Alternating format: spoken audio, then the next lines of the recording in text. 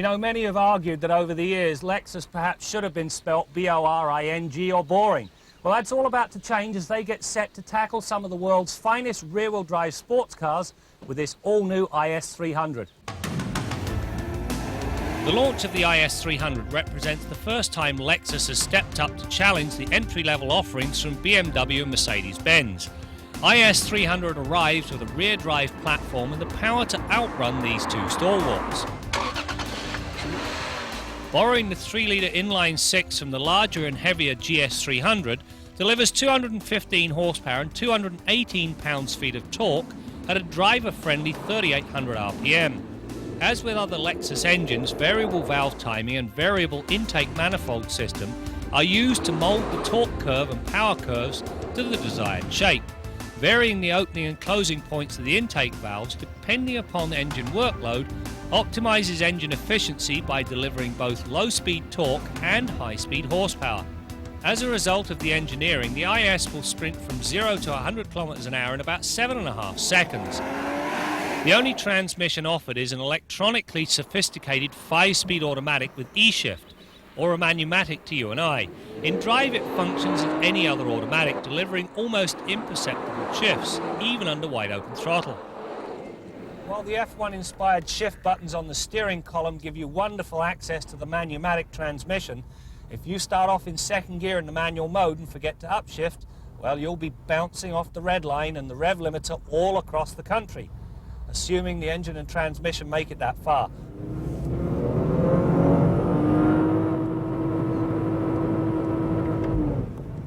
Lexus should have built in a self-preservation mode and forced an upshift the instant you hit the rev limiter. In terms of handling, the IS again gives the intended competition a run for their money.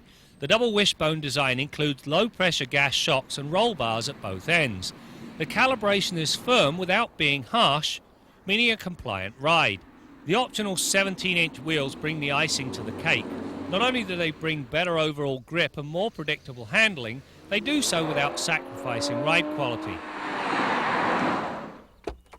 When you combine the limited capacity, lack of split-folding rear seats, and these crush-anything placed beneath them hinges, well, you've found one of the Lexus's weak points. As long as you limit the seating capacity in the back of the IS to 2, well, it's very comfortable. Abundant headroom, plenty of knee room, somewhere to put your toes under the front seat, and a window that goes all the way. As a Lexus, it comes loaded.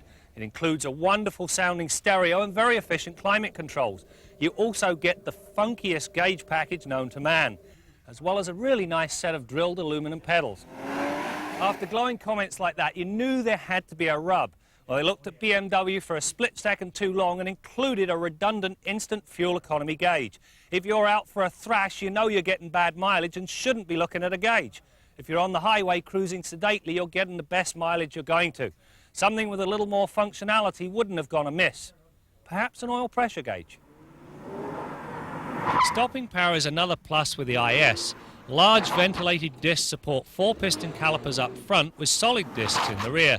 The design does a good job of resisting fade whilst bringing the IS to rest in a short and straight manner.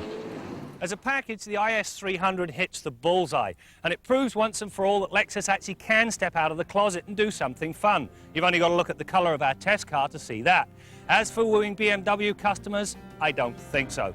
Having said that, the IS300 is more than capable of standing on its own merit.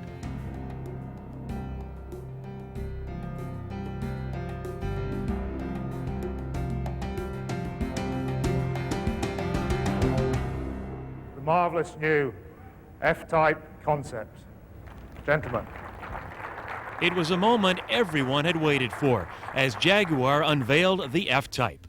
Although only a concept, many believe it marks an important step towards a credible sports car in the ever-growing Jaguar lineup. And it also reconnects the company with its pure sports car heritage. Well, the inspiration is quite obviously the E-Type, you know. And for me, the E-Type is probably the greatest Jaguar icon of all time. And what we're trying to do is to get back to that ethos, not necessarily in direct styling, but more the atmosphere of the car. And what we produced here is to try and capture some of that in terms of elegance and its drama. And it's to give us some indication of how people feel about the way we're approaching it. And then from now on, we're going to take what we've got here. If people like it, and they seem to like it, And we're going to evolve this to something even more special and more dramatic. It's a younger generation. It's people who do remember the E-Type fondly, will want to buy that car perhaps for that reason. But also it has to evoke some emotion for those who do not know the E-Type at all. And in that way, it has to stand in its own merit, its own right. As I say, and that's why we have to get to a level of spontaneous emotion in itself, rather than something that refers to the past. You're in love at first sight.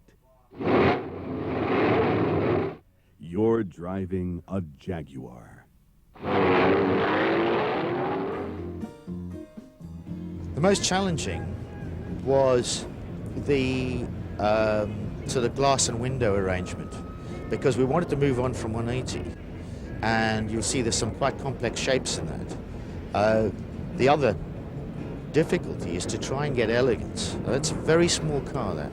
It is difficult to do that in quite a compact car, keep the tension, but still have the sculpture, our new logo is art and performance, and it really is trying to pull those things together. I'm sure I've aged a bit, but it's, that's the challenge, I suppose. Well, the most fundamental reaction, of course, is the same one that I had when I first saw it. It's a Jaguar.